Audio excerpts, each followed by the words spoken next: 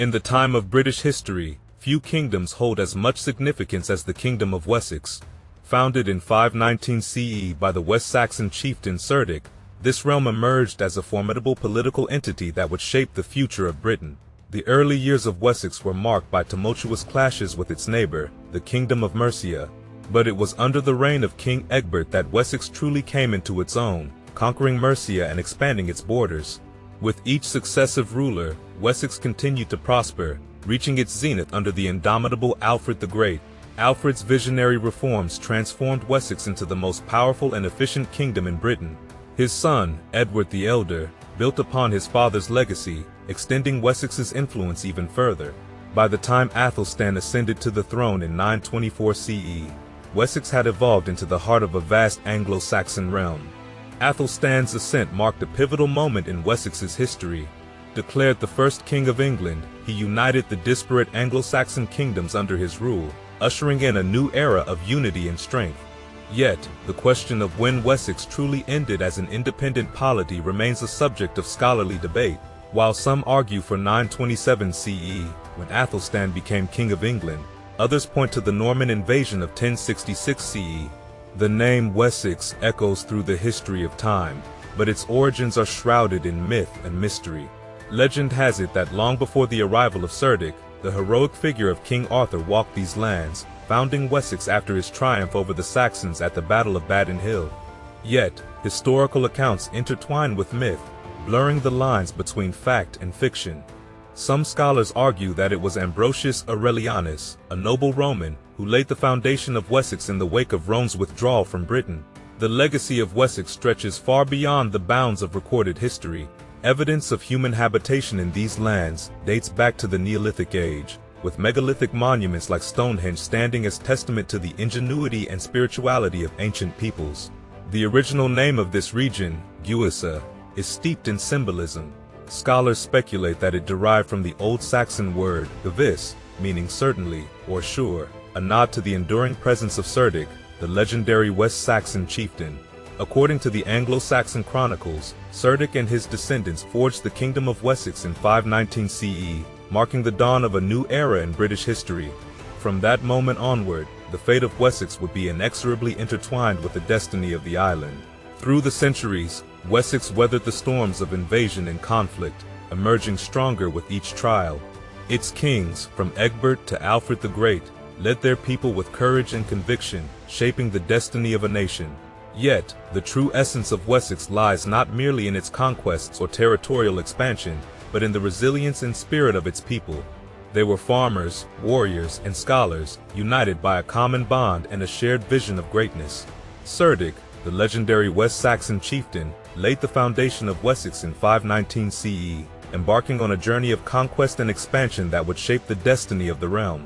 His son, Cynric, continued his father's legacy, pushing into new territories with varying degrees of success. Under Cynric's son, Ceawlin, Wessex reached new heights of power and influence. Ceawlin's victories over the Jutes and Britons solidified his position as overlord of the region, but the events of his reign are shrouded in mystery and ambiguity. The succession of Ceawlin's nephew, Ceawl, following the Battle of Woden's-Burg, marked a tumultuous period in Wessex's history. Little is known of Ceawl's reign, or that of his successor Ceolwulf, but it was Ceolwulf's son, Cynegiles, who would leave a lasting impact on the kingdom. Cynegiles, the first West Saxon king to embrace Christianity, forged an alliance with Mercia through strategic marriages and political maneuvering. However, his reign was marred by conflict with Northumbria and Mercia, culminating in the loss of Wessex's northern territories. The attempted assassination of King Edwin of Northumbria by Cynegiles' son, Cuchelm, sparked further hostilities, leading to the disastrous Battle of Win and Lose Hill. Wessex suffered a humiliating defeat, and Mercia seized the opportunity to expand its influence. In the midst of turmoil, Cynegiles' successor, Snul, faced internal strife and external threats. His conflict with King Penda of Mercia led to his exile, and Wessex fell under Mercian rule for a time. Yet, through the resilience of its people, Wessex would rise again. Ceawlin, a warrior king of unmatched ambition, reclaimed Wessex from the grip of Mercia and embarked on a series of conquests that expanded the kingdom's borders. His brutal tactics and forced conversions left a dark legacy, but his reign marked a period of resurgence for Wessex. Egbert, a prince in exile, bided his time in the court of Charlemagne, a realm seething with political intrigue. As Mercia tightened its grip on the region, Egbert plotted his return to Wessex, fueled by ambition and the whisperings of destiny. In 802 CE, the stage was set. Beorhtric's demise paved the way for Egbert's ascent to the throne of Wessex. With Charlemagne's tacit support, Egbert seized the opportunity to reclaim his birthright, setting in motion a chain of events that would alter the course of history. The pivotal Battle of Ellendun in 825 CE proved to be Egbert's crowning achievement. With a masterful display of strategy and strength, he shattered Mercian supremacy, annexing swathes of territory and solidifying Wessex's dominance in the region. Egbert's vision extended beyond mere conquest. He recognized the importance of alliances and diplomacy, forging strategic partnerships to safeguard Wessex's newfound power. Upon Egbert's passing, his son Athelwulf ascended to the throne, inheriting a kingdom besieged by Viking raids and internal strife. But Athelwulf was no ordinary ruler. Guided by his deep piety and wisdom, he navigated the turbulent waters of governance with grace and resolve. At the heart of Athelwulf's reign stood Osber, a woman of remarkable intellect and influence. Through her teachings, she instilled in their children a reverence for learning and a sense of duty to their people. Yet, the specter of Viking raids loomed large over Wessex, testing the resilience of Athelwulf's realm. As his sons grappled with the onslaught, it fell upon the youngest, Alfred, to carry the torch of hope into the darkest of times. Under Alfred's visionary leadership, Wessex would rise from the ashes of adversity, its spirit unbroken, its legacy enduring. For in the crucible of conflict, a kingdom forged in the fires of courage and conviction would stand as a beacon of hope for generations to come.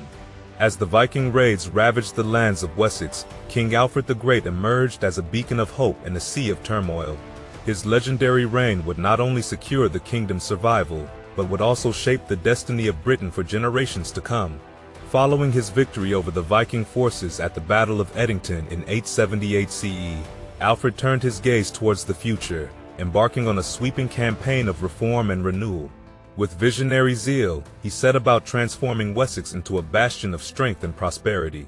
Alfred was more than a warrior. He was a visionary organizer and a devout Christian, driven by a fervent desire to safeguard his people and their way of life. Under his guidance, Wessex flourished, its fortresses standing as bulwarks against the tide of invasion, its navy patrolling the seas in defense of Christendom. Alfred's diplomatic acumen was equally remarkable. By arranging the marriage of his daughter, Ethelfled, to Athelred, Lord of the Mercians, he forged a lasting peace with Mercia, fostering cooperation and unity in the face of adversity. Ethelfled's reign as Lady of the Mercians exemplified the shared vision of her father and her brother, Edward the Elder, as they worked tirelessly to neutralize Viking raids and improve the infrastructure of both Wessex and Mercia. Under the tutelage of Ethelfled and the scholars of Mercia, Athelstan grew into a formidable leader, poised to inherit the mantle of kingship. When Ethelfled passed away in 918 CE, her son Ealhfwine briefly succeeded her, but it was Athelstan who ultimately ascended to the throne, uniting Wessex and Mercia under his rule.